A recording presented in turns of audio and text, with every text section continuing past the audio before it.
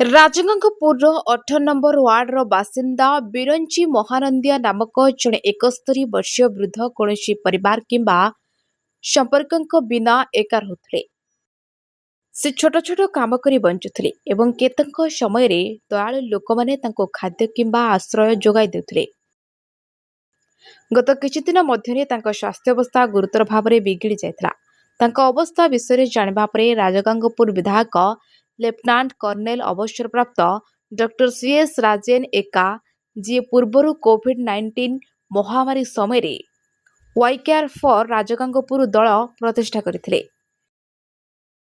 ବିରଞ୍ଚିର ତୁରନ୍ତ ଚିକିତ୍ସା ବ୍ୟବସ୍ଥା କରିବାକୁ ଦଳକୁ ନିର୍ଦ୍ଦେଶ ଦେଇଥିଲେ। ତାଙ୍କୁ ପ୍ରଥମେ ରାଜଗାଙ୍ଗପୁର ସରକାରୀ ଡାକ୍ତରଖାନାରେ ଭର୍ତ୍ତି କରାଯାଇଥିଲା ଏବଂ ପରେ ଉନ୍ନତ ଚିକିତ୍ସା ପାଇଁ ରାଉରକେଲା ସରକାରୀ ଡାକ୍ତରଖାନାକୁ ପଠାଯାଇଥିଲା। ଦୁର୍ଭାଗ୍ୟବଶତଃ 20 ମେ 2025ରେ ଖବର ଆସିଥିଲା ଯେ ବିରଞ୍ଚି ମହାନନ୍ଦିଆଙ୍କ ମୃତ୍ୟୁ ଘଟିଛି।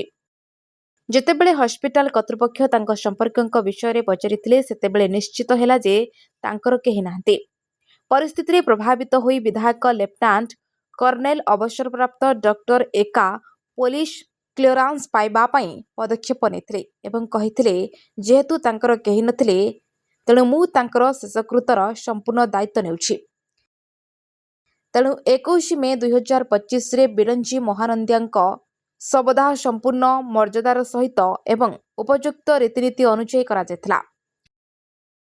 ଡକ୍ଟର ଏକା ଏବଂ ୱାଇ କେୟାର ଫର ରାଜଗାଙ୍ଗପୁର ଦଳର ଏହି କରୁଣାପୂର୍ଣ୍ଣ କାର୍ଯ୍ୟ ମାନବିକତା ଏବଂ ସାର୍ବଜନୀନ ଦାୟିତ୍ୱର ଏକ ଉଜ୍ଜ୍ୱଳ ଉଦାହରଣ ଭାବରେ ଠିଆ ହୋଇଛି। ଏବେ ସମସ୍ତେ କହୁଛନ୍ତି, ସାବାସ ରାଜେନ।